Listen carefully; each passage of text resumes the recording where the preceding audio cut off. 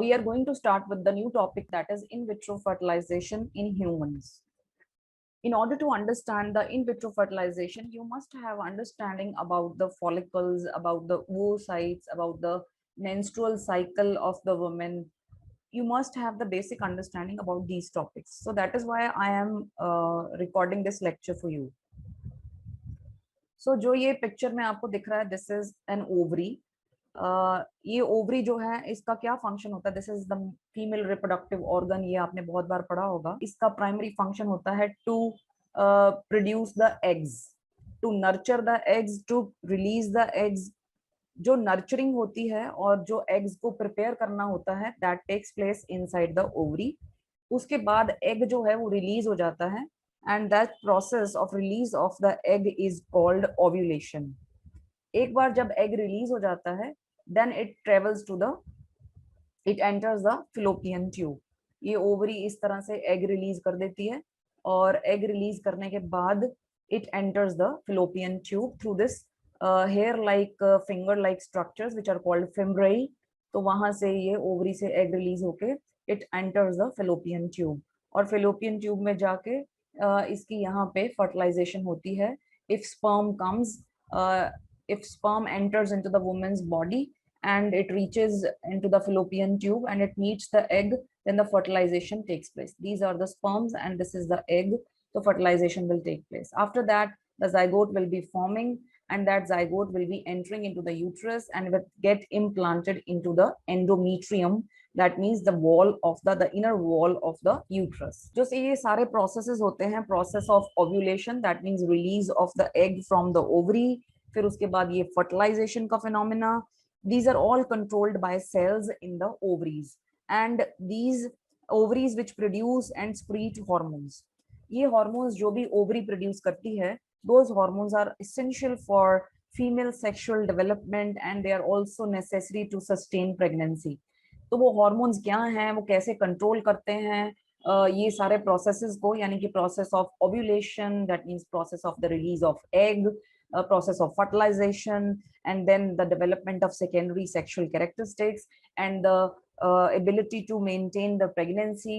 तो ये सारी चार के चार जो चीजें हैं, they are controlled by the hormones which are produced by the cells in the ovaries. So going back to the previous slide where I was showing you how the ovary is looking like. जो ovary होती है वो भरी होती है किससे? follicles से. At the time of the birth of a female child, तो उसकी ovaries में 1.5 लाख से लेके 5 लाख follicles present हो सकते हैं. Follicles होते क्या हैं? Follicles are the hollow balls of cells, and these hollow balls of cells they contain immature eggs. जैसे ही reproductive age की starting होती है, तब तक फॉलिकल्स का नंबर 1.5 से 5 लाख तक होते हैं, तब उनका नंबर तकरीबन 34,000 तक रह जाता है. फिर उसके बाद भी ये नंबर और गिरता रहता है. जैसे विमेन की एज होती रहती है, वैसे ही फॉलिकल्स का नंबर और कम होता जाएगा, जब तक कि उसकी रिप्रोडक्टिव लाइफ खत्म नहीं हो जाती, यानी कि जब तक उसका मीनोपॉज नहीं आ जाता, जब उसके सारे रिप्रोडक्टिव फंक्शन की स्टॉप नहीं हो जाते, उस टाइम आते आते very few follicles they remain, और जो फॉलिकल्स बचते हैं उस एज तक आते आते वो डीजेनरेट कर जाते हैं. तो विमेन के चाइल्ड बियरिंग ईयर्स, यानी कि 13 एज, विमेन की 13 एज से लेके 50 एज तक जो उसके चाइल्ड बियरिंग साल हैं, जिसमें वो कंसीव कर सकती है, जिसमें वो प्रेग्नेंट हो सकती है, इस एज पीरियड में उसके ओवरीज में 300 to 400 फॉलिकल्स जो होते हैं, उसकी पूरी लाइफ में 300 to 400 follicles they undergo maturation. Her ovary में जो follicles होते हैं उसमें से कुछ follicles they begin to mature every month, पर उसमें से सिर्फ एक follicle जो है वो ovulate कर पाता है. मेरे कहने का मतलब समझ गए कि ओवरी में हर मंथ कुछ follicles mature होना शुरू होते हैं, पर सिर्फ उनमें से एक ही follicle जो होता है वो completely mature हो पाता है, और वही उसमें से ही egg release होता है. अब मैं ना एक ये सारा कुछ डिस्कस करने से पहले आई will be telling you a bit about the menstrual cycle of women. ये तो डेवलपमेंट हम करेंगे ही, पहले हम मेंस्ट्रुअल साइकिल देख लेते हैं कि मेंस्ट्रुअल साइकिल किस किस चीज का बना होता है. I will be coming back to this slide. तो ये एक वुमेन का मेंस्ट्रुअल साइकिल होता है, normal menstrual cycle. It is typically made up of 2 phases. एक होता है फॉलिकुलर फेज, दूसरा होता है ल्यूटियल फेज। जो फॉलिकुलर फेज होता है that last for about 14 days, और luteal phase also last for about 14 days. जो फॉलिकुलर फेज होता है उसमें एंडोमीट्रियम यानी कि inner lining of the uterus proliferate करती है, ये ग्रो करती है, इसके सेल्स डिवाइड करते हैं, इसमें ब्लड वेसल्स की प्रोलिफरेशन होती है, ये वॉल जो है थिकनिंग, इसकी थिकनिंग शुरू हो जाती है। ये सारा काम फॉलिकुलर फेज में यानी पहले 14 दिन में होता है। नेक्स्ट 14 डेज में जो एंडोमीट्रियल लाइनिंग है वो खत्म, ल्यूटियल फेज खत्म होते होते एंडोमीट्रियल लाइनिंग स्लफ्ड ऑफ हो जाती है, यानी कि एंडोमीट्रियल लाइनिंग डीजेनरेट। और ल्यूटियल फेज में जो एंडोमीट्रियल लाइनिंग है वो एकदम थिक होती है और एकदम प्रिपेयर्ड हो जाती है कि अगर प्रेगनेंसी होती है, अगर यहाँ पे मैंने पिछली स्लाइड में बताया था फर्टिलाइजेशन होती है, फिर एग आता है, वो जाइगोट आता है, और उसकी इम्प्लांटेशन अगर यहाँ होती है तो इम्प्लांटेशन करने के लिए ये मेम्ब्रेन, ये एंडोमीट्रियल लाइनिंग पूरी तरह से थिक है, तैयार है, as well as blood supply abundant है। प्रेगनेंसी नहीं होती है, अगर एग की फर्टिलाइजेशन नहीं होती है, तो luteal phase is followed by the sloughing of the endometrial lining. इसमें से ये सारे ब्लड वेसल्स जो हैं, ये सारे सेल्स डिग्रेड हो जाते हैं, एंडोमीट्रियल वॉल जो है डिग्रेड हो जाती है, सारा ब्लड सप्लाई जो है that is released from the vagina. तो इसको कहते हैं मेंस्ट्रुएशन। फॉलिकुलर फेज और ल्यूटियल फेज के बीच में जो एक that means these two phases they are separated by ovulation, यानी कि फॉलिकुलर फेज 14 दिन का है, ल्यूटियल फेज अगले 14 दिन का है। इनके बीच की डिवाइडिंग लाइन कौन सी है? जब ओव्यूलेशन होती है। ओव्यूलेशन मैंने अभी बताया कि जब एग रिलीज हो जाता है दैट इज कॉल्ड ओव्यूलेशन। जब रप्चर हो जाती है फॉलिकल, ग्राफियन फॉलिकल मैच्योर होकर रप्चर हो जाती है और एग रिलीज हो जाता है, तो ओव्यूलेशन का जो पीरियड है that takes place approximately 14 days of the follicular phase. यानी कि जब पहला पीरियड, सपोज कर लो एक पीरियड खत्म हो गया, मेंस्ट्रुएशन वाला पीरियड खत्म हो गया, जिस दिन पीरियड खत्म हुआ उसके अगले दिन से ये फॉलिकुलर फेज शुरू हो जाता है, और 14 दिन के बाद ओव्यूलेशन होती है, यानी कि that women is fertile after 14 days of the follicular phase. उसका एग अभी अभी रिलीज हुआ होता है। If she gets the sperm, अगर उसका स्पर्म से फर्टिलाइजेशन हो जाता है एग का, तो ल्यूटियल फेज में आते आते वो इम्प्लांटेशन शुरू हो जाएगी, एग यहाँ पे, जाइगोट यहाँ पे इम्प्लांट हो जाएगा। उसके बाद ये मेंस्ट्रुएशन नहीं होगा। और अगर वो एग रिलीज हुआ है और फर्टिलाइजेशन नहीं हो पाई है, तो ल्यूटियल फेज के एंड में क्या होगा? मेंस्ट्रुएशन। यानी कि जो नॉर्मल मेंस्ट्रुअल साइकिल है that is made up of two phases, follicular phase of 14 days, luteal phase of 14 days. These two phases, they are separated by ovulation on one end and they are separated by menstruation on the other end. यानी luteal phase के बाद menstruation होगी, फिर follicular phase, फिर follicular phase जब 14 दिन के बाद ovulation, ovulation होते ही luteal phase शुरू। तो ये phases जो हैं वे वेरी करते हैं by several days and women। Total normal जो आइडियल मेंस्ट्रुअल साइकिल होता है 28 डेज का होता है, बट ये थोड़ा बहुत कम ज्यादा हो सकता है। फॉलिकुलर फेज 12 दिन का, 11 दिन का, 13 दिन का, इस तरह अलग अलग वुमेन में the phases very in length and sometimes in the same women also. That means one women में एक्सपीरियंस द मेंस्ट्रुअल साइकिल की 28 दिन चल रहा है, कभी 24 दिन चल रहा है, कभी 25 दिन चल रहा है। So this length of these various phases can vary. But the variation is most common during the first years after the first menstrual cycle. जब अभी menstrual cycle शुरू होते ही हैं, उस टाइम, उन सालों में, इनिशियल सालों में ज्यादा वेरिएशन होती है। एंड जस्ट बिफोर मीनोपॉज, यानी कि जब मेंस्ट्रुएशन सीज हो जाती है, वुमेन की एज हो जाती है आफ्टर 50, उस टाइम मीनोपॉज जब होता है, उस टाइम भी इस तरह से साइकिल लेंथ वेरी कर सकती है। तो कमिंग बैक टू जो हमारा टॉपिक था डिस्कशन का, हम जो ओवरी में डिस्कस कर रहे थे कि किस तरह से डेवलपमेंट होगी। कमिंग बैक टू दिस, अब ड्यूरिंग द फर्स्ट फेज यानी कि फॉलिकुलर फेज में क्या होगा?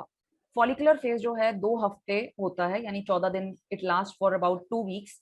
और उन 2 वीक्स में क्या होता है? Several follicles they enlarge and they migrate. ये शुरू शुरू में फॉलिकुलर फेज के इनिशियल दिनों में क्या होता है? बहुत सारे फॉलिकल्स जो हैं वो एनलार्ज होते हैं, बड़े होते हैं, और वो कॉर्टेक्स से आउटर सरफेस, और यानी कि इंटीरियर से वो ओवरी की सरफेस की तरफ, बाहर की तरफ, पेरिफेरी की तरफ आ जाते हैं, ओवरी की पेरिफेरी की तरफ। फिर जो cells several follicles. I'm not talking about one follicle, I'm talking about several follicles. पहले एक primordial follicle होता है, so primordial follicle के बाद primary follicle बनता है, primary follicle के बाद फिर secondary follicles बनते हैं, फिर उसके बाद अगली developmental stages के बाद mature Graafian follicle बनता है. जब Graafian follicle mature हो जाता है तब उसके बाद उसकी rupturing हो जाती है. अब ये इन stages में होता क्या है? Primordial follicle है, primary follicle है, इन सब कामों में हो क्या रहा है? We will be seeing in the next slide. So जो cells follicle को line कर रहे होते हैं, this is the primordial follicle, ये growing follicle है. तो जो cells इस follicle को line कर रहे होते हैं, जो green color के cells आपको दिख रहे हैं, ये multiply करते हैं और multiply करके ये देखो पहले एक layer थी, then they start making more layers of the cells. तो ये जो multiply करते हैं cells, the cells which are lining the primordial follicle, they start multiply and they form many layered structure which is called zona granulosa. ये जो green color की आपको layers दिख रही हैं, ये कौन से cells हैं? Granulosa cells.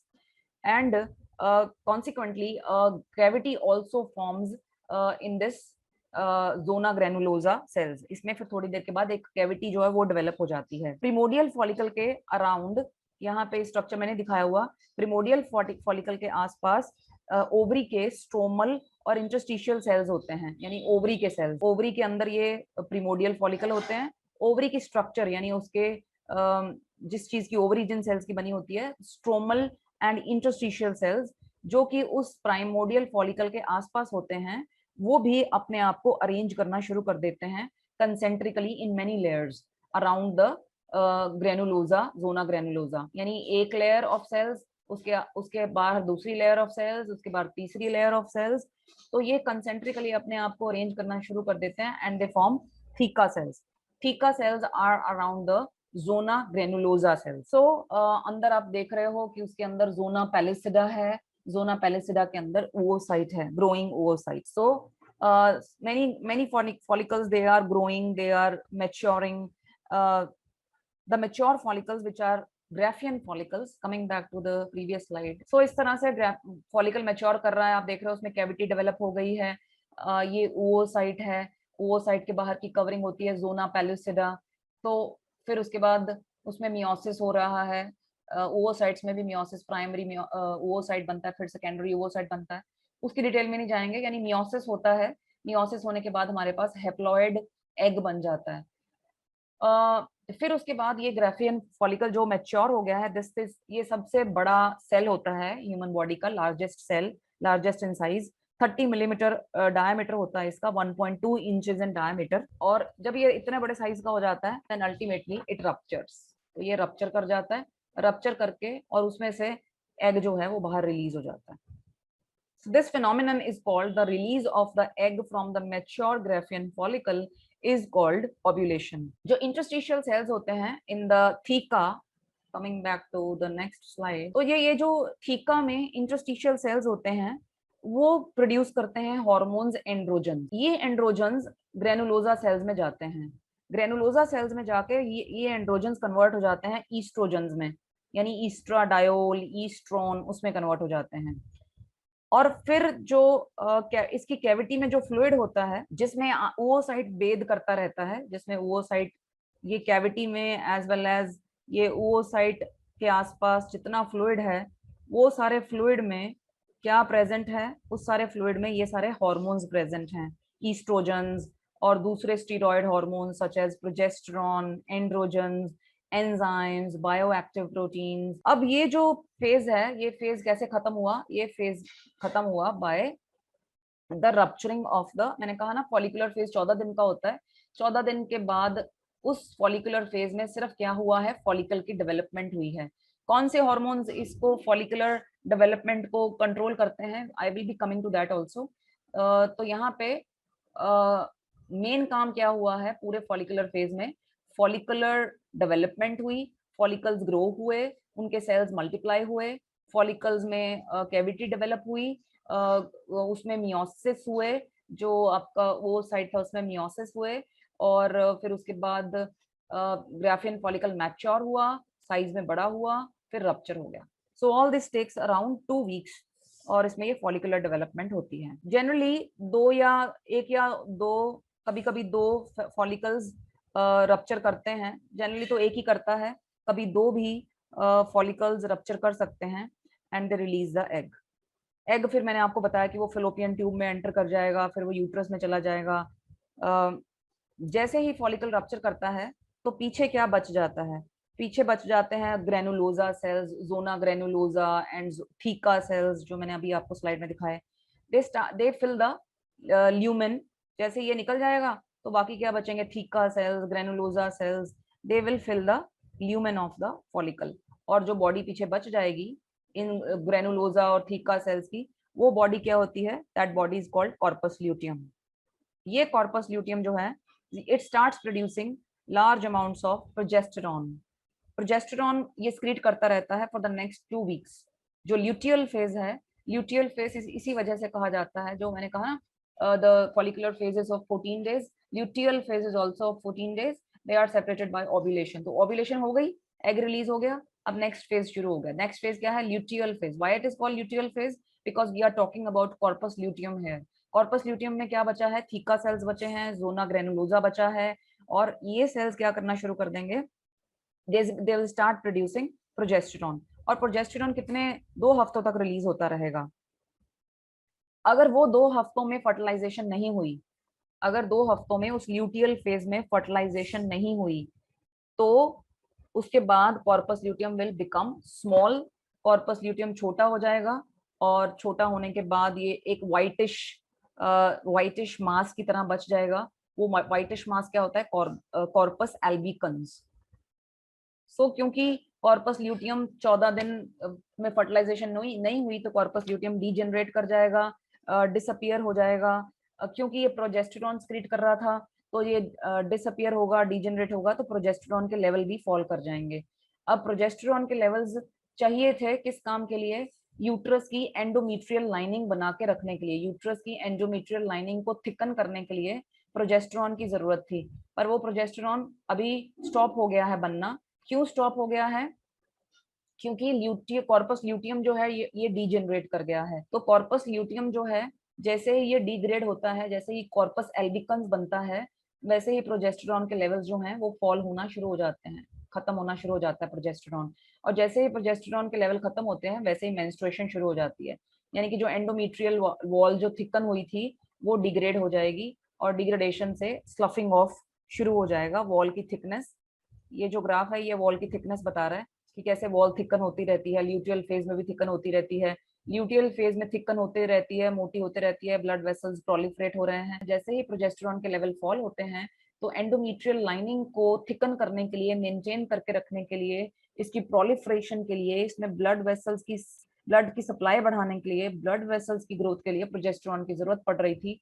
पर वो जब खत्म हो गई बननी, तो ये एंडोमेट्रियल लाइनिंग भी, इसकी भी मेंटेनेंस नहीं रहेगी, और ये यूट्रस की जो वॉल है ये शेड हो जाएगी to the process of menstruation.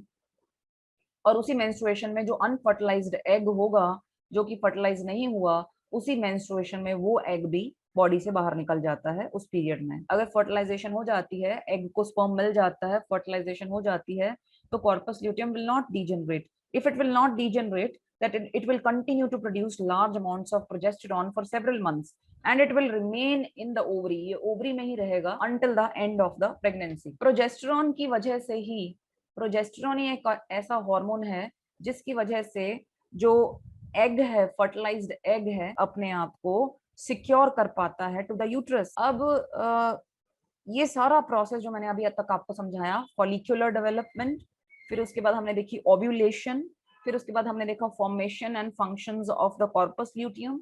these all things, these are controlled by gonadotropins। the next topic जब हमें डिस्कस करना, they are gonadotropins।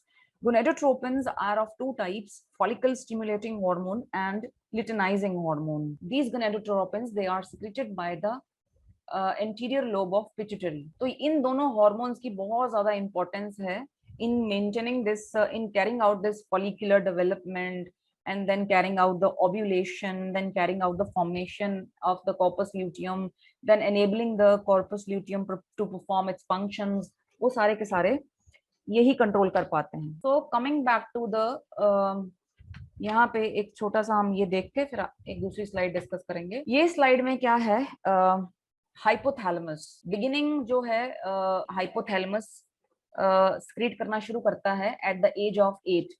वुमेन की जब 8 साल की एज होती है तब उस टाइम हाइपोथैलेमस जो है वो स्क्रीट करना शुरू करता है gonadotropin, gonadotropin releasing hormone GnRH। ये गोनेडोट्रोपिन रिलीजिंग हार्मोन जो है this goes to the anterior pituitary, ये एंटीरियर पिट्यूटरी है, उस एंटीरियर पिट्यूटरी के पास जाता है and it stimulates the anterior lobe of the pituitary gland to produce two hormones which are called gonadotropins. Gonadotropins are of two types, follicle stimulating hormone and luteinizing hormone. जो luteinizing hormone है and follicle stimulating hormone है, they are produced both in women and men, but we are talking only about the female reproductive system. तो luteinizing hormone and follicle stimulating hormone वो क्या करते हैं, वो ovaries में ईस्ट्रोजन्स production शुरू हो जाती है। तो ये जो हार्मोन्स होते हैं, ईस्ट्रोजन्स हार्मोन्स होते हैं, ये हार्मोन्स क्या करते हैं, इनका क्या क्या फंक्शन होता है इन विमेन, ये फंक्शन होता है फीमेल के सेकेंडरी सेक्सुअल कैरेक्टरिस्टिक्स को डेवलप करना, breast development and maturation, bone growth, muscle growth, हिप्स की ब्रॉडनिंग, प्यूबिक हेयर की ग्रोथ। और एस्ट्रोजन का क्या काम है, फॉलिकुलोजेनेसिस, फॉलिकल की ग्रोथ होना शुरू हो जाती है, फॉलिकल मैच्योर होता है, ग्राफियन फॉलिकल बनता है, तो उस सारे फिनोमिनन को हम कहते हैं फॉलिकुलोजेनेसिस। ना going back to the slide जहां पे मुझे ये शो करना था, ये इसमें ना नीचे जो दिए हैं ना, they are days of the menstrual cycle. 28 दिन का एक्स एक्सिस पे हमने 28 दिन प्लॉट किए हैं और ऊपर हमने उसको 14 दिन के बीच में 14 पे हमने एक सेपरेशन रखा है और 14 पे ओव्यूलेशन होगा। तो फॉलिकल स्टिमुलेटिंग हार्मोन ने, मैंने आपको क्या कहा कि फॉलिकल स्टिमुलेटिंग हार्मोन क्या करता है। Follicle stimulating hormone it stimulates the growth of the ovarian follicles and it also causes the follicles to secrete estrogens. पहले ईस्ट्रोजन का लेवल बहुत लो है, ये येलो कलर की लाइन बहुत लो है शुरुआत में, और जैसे ही ब्रेन से फॉलिकुलर स्टिमुलेटिंग हार्मोन आता है तो वो आके फॉलिकुलर डेवलपमेंट को शुरू करा देता है and it also causes the follicles to secrete estrogens. तो फॉलिकल मैच्योर, पहले 14 दिन फॉलिकल मैच्योर होते रहता है, ग्राफियन मैच्योर, ग्राफिकन फॉलिकल बनते रहता है, उस सारे पीरियड में ग्राफियन फॉलिकल्स क्या रिलीज करते रहते हैं, ईस्ट्रोजन। तो ईस्ट्रोजन का लेवल बढ़ते रहता है, राइट। सो ईस्ट्रोजन क्या कर रहा है इस टाइम, ईस्ट्रोजन ने क्या शुरू कर दिया है, ये स्लफिंग ऑफ हो रही है।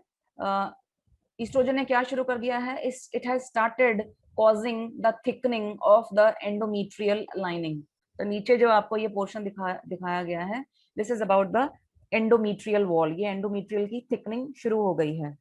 डे 14 पे क्या होता है, 14 दिन के बाद जो एंटीरियर पिट्यूटरी है इट स्विचेस, ये क्या स्विच, किस तरफ स्विच कर जाता है, इट्स पहले मैं एंटीरियर पिट्यूटरी के बारे में बता दूं। एंटीरियर पिट्यूटरी जो है that secretes FSH and LH cyclically. Cyclically means पहले 14 दिन के लिए ये प्रोड्यूस करता है फॉलिकल स्टिमुलेटिंग हार्मोन और अगले 14 दिन के लिए ये प्रोड्यूस करता है ल्यूटिनाइजिंग हार्मोन। तो स्विच करता रहता है वो एवरी 14 डेज। कौन, एंटीरियर पिट्यूटरी। शुरू के 14 दिन के लिए वो क्या प्रोड्यूस करता है, फॉलिकल स्टिमुलेटिंग हार्मोन, यानी कि during the follicular phase start it produces follicular stimulating hormone, during the luteal phase अगले 14 दिन anterior pituitary प्रोड्यूस करता है luteinizing hormone। तो साइक्लिकली ये प्रोड्यूस करता है। तो 14 दिन के बाद anterior pituitary क्या करता है, it switches to release luteinizing hormone। तो luteinizing hormone का एकदम स्पाइक हो जाता है, एकदम उसकी कॉन्सेंट्रेशन स्पाइक हो जाती है, बहुत बढ़ जाती है।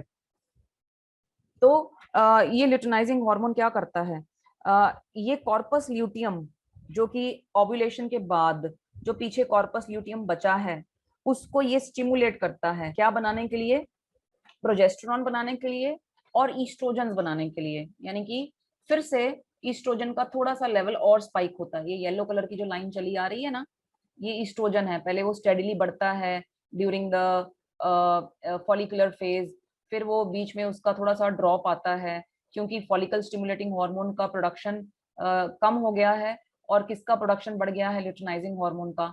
तो उस टाइम ईस्ट्रोजन के लेवल में फॉल आता है। क्यों आता है आपको पता ना, फॉलिकल स्टिमुलेटिंग हार्मोन ने क्या करना था, फॉलिकल की ग्रोथ को प्रमोट करना था और फॉलिकल्स को क्या करवा रहा था, वो फॉलिकल से ईस्ट्रोजन भी रिलीज करवा रहा था। तो 14वें दिन पे क्या हुआ, 14वें दिन पे एंटीरियर पिट्यूटरी ने फॉलिकल स्टिमुलेटिंग हार्मोन की सिक्रेशन को कर दिया कम और ल्यूटिनाइजिंग हार्मोन की सिक्रीशन बढ़ा दी। अब इस ड्यूरिंग क्या होगा, इस टाइम आपके ईस्ट्रोजन का लेवल फॉल करेगा, क्योंकि फॉलिकल स्टिमुलेटिंग हार्मोन का लेवल फॉल हो गया ना, वही तो स्टिमुलेट कर रहा था ईस्ट्रोजन के लेवल्स को इंक्रीज करना। और ईस्ट्रोजन जो है वो नेगेटिव फीडबैक करते हैं। नेगेटिव फीडबैक का मतलब जैसे ही ईस्ट्रोजन का लेवल बढ़ता है, high concentrations of estrogens, they inhibit the release of the follicle stimulating hormone from the anterior pituitary. कि फॉलिकल स्टिमुलेटिंग हार्मोन जो है वो प्रोड्यूस होता है in response to the low levels of estrogen. जैसे ही ये फॉलिकल्स की ग्रोथ को प्रमोट करता है और फॉलिकल्स ईस्ट्रोजन सिक्रीट करना शुरू करते हैं, यही फॉलिकल जैसे ही ईस्ट्रोजन सिक्रीट करना शुरू करते हैं, ईस्ट्रोजन का लेवल बढ़ने लगता है। जैसे ईस्ट्रोजन का लेवल बढ़ने लगता है तो ये अपनी खुद की ही फीडबैक इनहिबिशन कर देता है, यानी high levels of estrogens, as the estrogen level rise, these inhibit feedback inhibition। ये एंटीरियर पिट्यूटरी के पास पहुंच जाता, ये सिग्नल पहुंच जाता है कि बहुत ज्यादा हाई लेवल्स हो गए हैं ईस्ट्रोजन के, इसके लिए वो फॉलिकल स्टिमुलेटिंग हार्मोन का सिक्रीशन स्टॉप कर दे। तो ईस्ट्रोजन का सिग्नल जाता है एंटीरियर पिट्यूटरी के पास, anterior pituitary follicle stimulating hormone की सिक्रीशन को कम कर देता है। सो जैसे ही ईस्ट्रोजन के लेवल बढ़ते हैं, ईस्ट्रोजन के लेवल बढ़ने से पॉजिटिव फीडबैक होती है ऑन द एंटीरियर पिट्यूटरी, यानी कि high levels of estrogen they stimulate interior pituitary to produce high amounts of luteinizing hormone. देखो कितना कंट्रास्ट है। इसके हाई लेवल्स ने इंटीरियर पिट्यूटरी को कहा कि फॉलिकल स्टिमुलेटिंग हार्मोन प्रोड्यूस करना बंद कर दो, इसके हाई लेवल्स ने इंटीरियर पिट्यूटरी को कहा कि ल्यूटिनाइजिंग हार्मोन प्रोड्यूस करना शुरू कर दो। So the high levels will have a positive feedback on luteinizing hormone, whereas high levels will have a negative feedback on follicle stimulating hormone. अब ये स्पाइक हो जाएगा ल्यूटिनाइजिंग हार्मोन 14 दिन पे, वुमेन में ल्यूटिनाइजिंग हार्मोन का स्पाइक हो जाता है, बहुत हाई अमाउंट में ल्यूटिनाइजिंग हार्मोन जो है वो प्रोड्यूस होना शुरू हो जाता है। ल्यूटिनाइजिंग हार्मोन सबसे पहला काम जो करता है वो करता है, ट्रिगर करता है ओव्यूलेशन। जैसे ही उसका स्पाइक होता है वैसे ही ओव्यूलेशन होती है। उसके बाद जैसे ही ओव्यूलेशन हो जाती है, ल्यूटिनाइजिंग हार्मोन के level they start dropping down. ये रेड कलर की line, they start dropping down. जो फॉलिकल है, फिर मैंने आपको बताया फॉलिकल जो है that will turn into corpus luteum. Corpus luteum जो है वो प्रोजेस्टेरोन बनाना शुरू करता है। फिर देखो सारे सभी ऑलमोस्ट सभी की जो कॉन्सेंट्रेशन है वो कम हो गई है। सिर्फ ईस्ट्रोजन में एक बीच में एक छोटा सा स्पाइक आता है, क्योंकि ये जो फॉलिकल ये जो कॉर्पस ल्यूटियम है ये 3 हॉर्मोन्स प्रोड्यूस करता है। It produces progesterone, it produces estrogens and it also produces inhibin. Inhibin का यहाँ पे लेवल नहीं दिखाया हुआ, वो हम डिस्कस भी नहीं करेंगे। I am talking only about progesterone and estrogens. So at 21 days, यानी 14वें दिन के बाद 7 दिन और, at 21 days all these 3 are increasing. ये 21 डेज के आसपास है, तो 21 डेज के आसपास ऑल दीज आर इंक्रीजिंग। कौन कौन? Estrogens, progesterone and inhibin. ये प्रोजेस्टेरोन क्या करता है? इस प्रोजेस्टेरोन का काम, प्रोजेस्टेरोन ना वुमेन की जो यूट्रस की एंडोमेट्रियल लाइनिंग है उसको प्रिपेयर करती है फॉर प्रेगनेंसी। उसकी तैयारी में कि अगर फर्टिलाइजेशन होती है तो एंडोमेट्रियल लाइनिंग को पहले तैयार रहना चाहिए, तो प्रोजेस्टेरोन उसकी तैयारी कराने में हेल्प कर रहा है। वो इस यूट्रस वॉल को प्रिपेयर कर रहा है फॉर द एक्सपेक्टेड प्रेगनेंसी, यानी अभी हुई नहीं है, for the expected pregnancy. And therefore there is a significant thickening, you are seeing a significant thickening in the endometrial lining, and you're also seeing the growth of blood vessels as the womb is being prepared for implantation। अब ये इस stage पे अब endometrial lining तैयार है, अब endometrial lining thick हो चुकी है। और if the women gets pregnant, अगर वुमेन इस टाइम प्रेग्नेंट हो जाती है, देन ल्यूटिनाइजिंग हार्मोन तो आपको पता है, ल्यूटिनाइजिंग हार्मोन तो एकदम उसका लेवल नीचे आ गया है। और ल्यूटिनाइजिंग हार्मोन का क्या रोल था आपको पता है? ल्यूटिनाइजिंग हार्मोन ने मैंने अभी बताया कि ल्यूटिनाइजिंग हार्मोन ने क्या किया था। ल्यूटिनाइजिंग हार्मोन ने कॉर्पस ल्यूटियम को स्टिमुलेट किया था, क्या करने के लिए? प्रोजेस्टेरोन और ईस्ट्रोजन बनाने के लिए। अब ये ल्यूटिनाइजिंग हार्मोन की कंसंट्रेशन तो ड्रॉप बैक हो गई है और प्रोजेस्टेरोन जो है वो रिलीज होना शुरू हो गया है और ल्यूटिनाइजिंग हार्मोन है नहीं। तो कॉर्पस ल्यूटियम को कंटिन्यूअस स्टिमुलेशन चाहिए, किसके लिए? ताकि अगर प्रेगनेंसी होती है और इम्प्लांट हो जाता है वूम में, वो एम्ब्रियो इम्प्लांट हो जाता है, तो कॉर्पस ल्यूटियम को सारा during the whole term of the pregnancy, 9 months जितने भी प्रेगनेंसी रहनी है, उस सारे टाइम कॉर्पस ल्यूटियम को प्रोजेस्टेरॉन प्रोड्यूस करना पड़ेगा, because progesterone is required for maintaining pregnancy. So अगर विमेन प्रेग्नेंट होती है तो एक दूसरा हार्मोन, उस दूसरे हार्मोन का क्या नाम है? Human chorionic gonadotrophin. तो जो उस ग्रोइंग एम्ब्रियो का जो सैक बनता है, जिस जिस पाउच में वो एम्ब्रियो डेवलप होता है, वो पाउच को कहते हैं कोरोइन, उसकी आउटर वॉल को कहते हैं कोरोइन. तो वो कोरोइन जो है वो ह्यूमन कोरोनिक गोनेडोट्रोफिन प्रोड्यूस करता है. ये ह्यूमन कोरोइन गोनेडोट्रोफिन जो है, it mimics the role of luteinizing hormone, जो कि कम हो गया, जो प्रोड्यूस होना बंद हो गया ल्यूटियल फेज में, इसकी जो प्रोडक्शन है वो एकदम ड्रॉप हो जाती है. तो उसके रोल को कौन मिमिक करता है? Human chorionic gonadotrophin. ये इस कॉर्पस ल्यूटियम को स्टिमुलेट करता रहेगा for the whole term of the pregnancy to produce progesterone. Progesterone क्यों चाहिए? For maintaining pregnancy. And if the woman does not get pregnant, तो क्या होगा? If the woman does not get pregnant, then there will be no luteinizing hormone. कोई luteinizing hormone तो है ही नहीं. So the corpus luteum degenerates, ये degenerate कर जाएगा. No human chorionic gonadotrophin, luteinizing भी नहीं रहा, ह्यूमन कोरोनिक गोनेडोट्रोफिन भी नहीं बना, क्योंकि प्रेगनेंसी ही नहीं हुई, एम्ब्रियो इम्प्लांट ही नहीं हुआ. तो उसकी आउटर वॉल कोरोइन कहाँ से प्रोड्यूस करेगी? HCG. तो if the woman does not get pregnant, there is no luteinizing hormone, there is no HCG, corpus luteum degenerates, there is no progesterone. अब कोई प्रोजेस्टेरॉन भी नहीं बचा, corpus luteum degenerates into corpus albicans, progesterone secretion stops. तो endometrial lining को maintain करने वाला hormone बचा नहीं, तो एंडोमेट्रियल लाइनिंग क्या हो जाएगी? शेड हो जाएगी. इस शेडिंग ऑफ एंडोमेट्रियल लाइनिंग को हम क्या कहते हैं? Menstruation. This is the whole phenomenon whereby I have made you understand the role of various hormones. पहले हमने डिस्कस किया गोनेडोट्रोफिन रिलीजिंग हार्मोन, जो कि हाइपोथैलेमस से आया था. फिर हाइपोथैलेमस ने एंटीरियर पिट्यूटरी को कहा दो हार्मोन्स प्रोड्यूस करने के लिए, luteinizing hormone and follicle stimulating hormone.